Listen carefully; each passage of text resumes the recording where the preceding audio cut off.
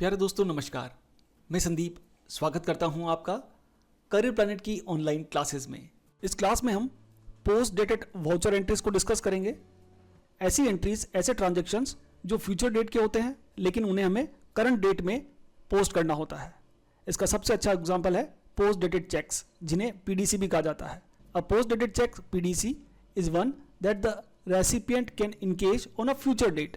हमारे सामने practical life में ऐसी बहुत सारी कंडीशंस आती हैं जब हमें फ्यूचर डेट के ट्रांजैक्शंस को करंट डेट में पास करना होता है, लेकिन ऐसा करते समय हमें ध्यान रखना होता है कि उनका इफेक्ट भी हमारी बुक्स में फ्यूचर डेट में ही आना चाहिए।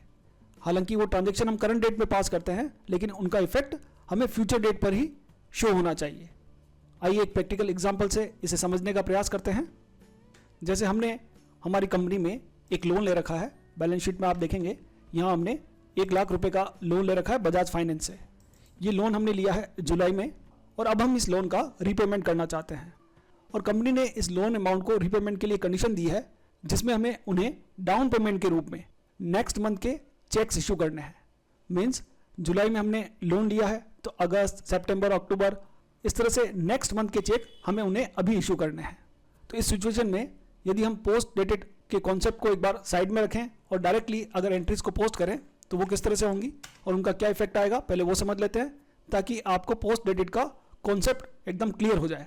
पेमेंट वाउचर में हम एंट्री पास करेंगे क्योंकि हमें रीपेमेंट करना है और डेट जो है जुलाई में हमने लोन लिया तो मैं 1 अगस्त को यहाँ पर एक एंट्री पोस्ट कर देता हूँ बजाज फाइनेंस। मान लीजिए 10,000 का हमें उन्हें एक चेक इशू करना है जो कि 1 अगस्त को हम कर रहे हैं। जब इस एंट्री को हम पोस्ट कर देते हैं तो आप फिर से इसका इफेक्ट देखते हैं। बैलेंस शीट के अंदर जो लोन का आउटस्टैंडिंग अमाउंट था वो अब यहाँ पर 90,000 हो चुका है।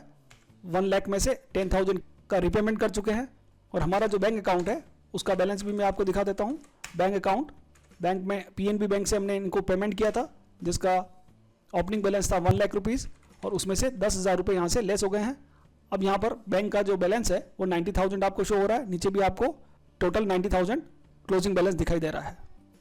लेकिन वास्तव में होना क्या चाहिए था, अगस्त मंथ का जो चेक था वो हमने इशू किया है जुलाई मंथ में।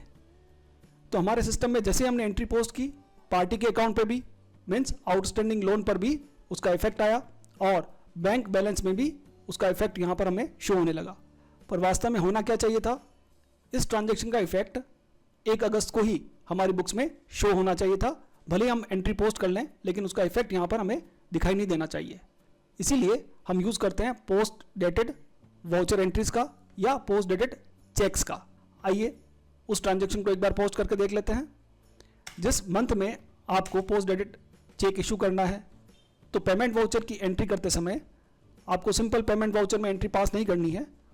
उसकी जगह पर जब आप पेमेंट वाउचर को ओपन करें तो यहाँ पर साइड में जो बटन बार है उस पर आपको लास्ट में एक बटन दिखाई दे रहा है पोस्ट डेटेड, जिसका शॉर्टकट होता है Ctrl+T। जैसे ही आप Ctrl+T प्रेस करेंगे, Ctrl+T प्रेस करते ही ऊपर आपको स्टेटस में पोस्ट डेटेड दिखाई देगा। और अब आप जब एंट्री पास करने जाएंगे तो बैंक का लेजर सेलेक्ट करने के बाद बैंक एलोकेशन की जो स्क्रीन हमें डिस्प्ले होगी उस स्क्रीन में हमें कुछ और पैरामीटर्स भी दिखाई देने लगेंगे। जैसे सबसे पहले इंस्ट्रूमेंट डेट, यानी चेक पर हमने कौन सी डेट डाली है, 1 अगस्त 21 और हम वाउचर एंट्री भी 1 अगस्त 21 को ही कर रहे हैं। देन पीडीसी इशू डेट, ये यहाँ पर नया पैरामीटर हमें देखने को मिलता है। ये डेट वो डेट होगी जिस दिन हमने डाउन पेमेंट के लिए चेक को इशू किया है। तो करंट सिचुएशन में हम 1 जुलाई को यहाँ पर पीडीसी चेक इशू कर रहे हैं और चेक को इशू करते समय यदि आप कोई नोट डालना चाहें, कोई रिमार्क डालना चाहें तो वो यहाँ पर आप इंसर्ट कर सकते हैं। जैसे मैंने लिख दिया इंस्टॉलमेंट नंबर 1 और इसे सेव कर लिया। देन इसी तरह से मुझे नेक्स्ट मंथ के लिए और एक चेक इशू करना है डाउन पेमेंट के लिए, तो Alt A यहीं से मैं प्रेस करूँगा, न्यू वाउचर यहाँ पर ऐड हो जाएगा। एंट्री पोस्ट करते समय हमें सबसे पहले क्या करना है, Ctrl+T पोस्ट डेटेड एक्टिवेट करना है बजाज फाइनेंस। और इस एंट्री को हम पोस्ट करना चाहते हैं 1 सितंबर को, तो F2 से डेट चेंज कर लेते हैं 1 सितंबर, 10,000 same amount, enter, bank ledger select कीजिएगा। देन फिर इंस्ट्रूमेंट का डेट 1 सितंबर यानी चेक की डेट 1 सितंबर रहेगी। और पीडीसी इशू डेट, यहाँ पर टैली क्या करता है, हमारे सिस्टम की जो करंट डेट है वो ऑटोमेटिकली पिक कर लेता है। आप चाहें तो इसमें करेक्शन कर सकते हैं, अदरवाइज सिस्टम की डेट यहाँ पर पिक हो जाएगी, सिस्टम की डेट यहाँ पर आ जाएगी। तो मैं 2 जुलाई रहने देता हूँ और इंस्टॉलमेंट 2 इस तरह से यहाँ पर नोट डालते हुए इस एंट्री को भी सेव कर देता हूँ। अब इन दोनों एंट्रीज का इफेक्ट मैं आपको दिखाता हूँ। अभी हमने बैंक का लेजर ओपन कर रखा है। स्टार्टिंग में हमारे बैंक में 1 लाख रुपीज़ था और हमने 2 चेक अभी इशू कर दिए हैं। फर्स्ट चेक अगस्त का है और सेकंड चेक सितंबर का है। तो 10,000 की 2 इंस्टॉलमेंट्स हम पेमेंट करेंगे तो बैंक का जो बैलेंस है उस पर इफेक्ट आएगा। फर्स्ट 10,000 इशू होने के बाद यहाँ पर बैलेंस बचेगा 90,000, फिर नेक्स्ट 10,000 इशू करने के बाद फिर बैलेंस बचेगा 80,000। लेकिन ये फ्यूचर के ट्रांजेक्शन्स हैं, इनका इफेक्ट हमारे करंट बैलेंस पर नहीं आना चाहिए। तो आप नीचे की तरफ देखेंगे तो बैलेंस आपको यहाँ पर नीचे की तरफ दिखाई दे रहा है 1 लाख रुपीज़। यही इफेक्ट हम लाना चाहते थे पोस्ट डेटेड वाउचर एंट्रीज या पोस्ट डेटेड चेक से। यही इफेक्ट देखने को मिलता है कि फ्यूचर के ट्रांजैक्शन हमें फ्यूचर के डेट पर ही हमारे सिस्टम में उनका इफेक्ट आएगा। तो यहाँ पर इसी वजह से हमें 1 लाख रुपए दिखाई दे रहा है, क्योंकि अभी तक अगस्त और सितंबर की एंट्रीज हमने अपने सिस्टम में पोस्ट नहीं की है। जो लास्ट एंट्री हमने पोस्ट की है वो डेट भी मैं आपको दिखा देता हूँ। लास्ट एंट्री हमने अभी तक पोस्ट की है 1 जुलाई की। तो 1 जुलाई तक की सारी एंट्रीज हम यहाँ पर पोस्ट कर चुके हैं। उसके बाद की जितनी भी एंट्रीज मैं यहाँ पर पोस्ट कर रहा हूँ वो डे बुक में पोस्ट डेटेड के रूप में हमें दिखाई नहीं दे रही हैं। दूसरा जो इफेक्ट है वो पार्टी के लेजर पर देख लेते हैं। पार्टी से हमने लोन लिया था 1 लाख रुपए का, क्योंकि हमने उसे पीडीसी चेक इशू किया है, इसलिए आउटस्टैंडिंग बैलेंस अभी भी 1 लाख रुपीज़ ही शो हो रहा है। आप उसके लेजर में जाके देखेंगे तो जो भी चेक्स आपने इशू किए हैं उनका रिकॉर्ड यहाँ पर दिखाई देगा। अगस्त में आपने एक इंस्टॉलमेंट पीडीसी चेक के रूप में इशू किया है, दूसरा 10,000 फिर से इशू किया है, 2 इंस्टॉलमेंट हम उसे पे कर चुके हैं। तो दोनों इंस्टॉलमेंट क्लियर होने के बाद उसका बैलेंस होना चाहिए 80,000, पर अभी कितना आ रहा है 1 लाख रुपीज़, क्योंकि ये फ्यूचर ट्रांजेक्शन्स हैं और फ्यूचर की डेट आने पर ही उनका इफेक्ट हमारे सिस्टम में आएगा। अब जो चेक हमने पीडीसी के रूप में इशू किए हैं, अगर हम उसका रिपोर्ट देखना चाहते हैं तो डे बुक के माध्यम से भी देख सकते हैं। डे बुक में आप जाइए, डे बुक में डेट चेंज कर लीजिए और यहाँ पर आपको कंट्रोल के साथ H प्रेस करना है। कंट्रोल के साथ H प्रेस करने पर ऊपर आपको पोस्ट डेटेड बैंक ट्रांजेक्शन्स एक ऑप्शन मिलेगा। इसे जब आप सेलेक्ट करेंगे तो जितने भी आपने पोस्ट डेटेड ट्रांजेक्शन्स पोस्ट कर रखे होंगे अपने सिस्टम में वो सारे आपको यहाँ पर दिखाई देंगे। अब यहाँ पर आपको ये भी समझना है कि केवल पोस्ट डेटेड चेक्स हम इशू ही नहीं करते हैं, हमें भी किसी पार्टी से पोस्ट डेटेड चेक रिसीव हो सकता है। जब हमें पोस्ट डेटेड चेक रिसीव होंगे तो उनका जो टाइप होगा वो आप देखिएगा यहाँ पर 1 जुलाई को हमें एक पार्टी से पोस्ट डेटेड चेक रिसीव हुआ था, तो यहाँ पर रिसीव्ड दिखाई दे रहा है। इस तरह से जो चेक हम इशू करेंगे उनके आगे आपको इशूड लिखा हुआ आएगा। और एक कॉलम है स्टेटस का, ये काफ़ी इंपॉर्टेंट है। स्टेटस में हमें रेगुलराइज्ड और पेंडिंग्स दिखाई दे रहा है।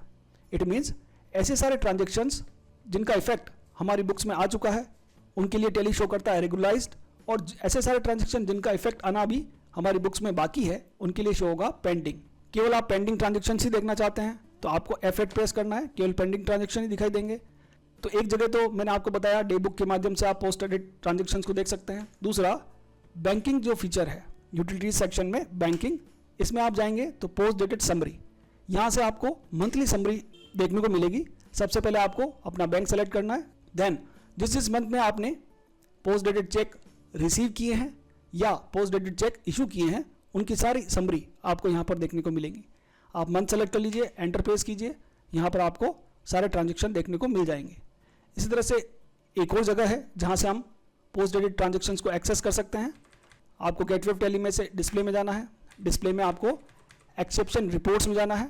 यहाँ से आपको मिलेगा पोस्ट डेटेड वाउचर्स, यहाँ से भी हम पोस्ट डेटेड वाउचर्स को एक्सेस कर सकते हैं, देख सकते हैं।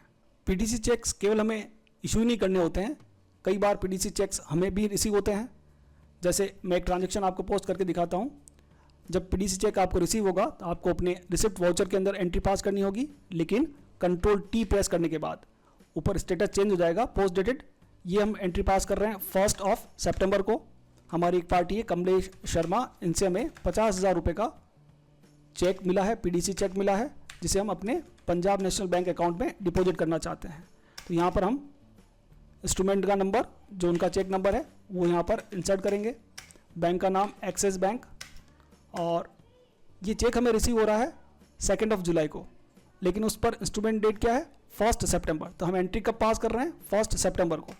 तो ये आपको ध्यान रखना है कि जिस डेट में वो ट्रांजैक्शन हमारी बुक्स में इफेक्ट डालेगा उसी डेट में हमें वाउचर एंट्री पास करनी होती है। जब हमें पीडीसी चेक रिसीव होता है तो उसका इफेक्ट भी सेम आपको अपने सिस्टम में दिखाई देगा। जब आप बैंकिंग में जाएंगे, पोस्ट डेटेड समरी और बैंक को सेलेक्ट करने के बाद आप देखेंगे सितंबर में 50,000 दिखाई दे रहा है, 50,000 का ट्रांजेक्शन, लेकिन अभी ये पेंडिंग स्टेटस शो कर रहा है क्योंकि इसका इफेक्ट हमारी बुक्स में अभी तक शो नहीं हुआ है। तो आपको क्लियर हुआ होगा कि किस तरह से हमें पीडीसी चेक्स को इशू करना है और किस तरह से हमें पीडीसी चेक्स को रिसीव करना है और उनका इफेक्ट हमारी बुक्स में कैसे शो होगा। ये एक छोटा सा टॉपिक था लेकिन काफ़ी काम का, काफ़ी महत्वपूर्ण टॉपिक है। इस क्लास में इतना ही, मिलते हैं अगली क्लास में। Thank you so much. यदि आज का हमारा ये वीडियो आपको पसंद आया हो, उपयोगी लगा हो, ज्ञानवर्धक लगा हो तो आप इसे ज़रूर लाइक करें, शेयर करें और कमेंट करें। वीडियो देखने के लिए आपका बहुत बहुत धन्यवाद।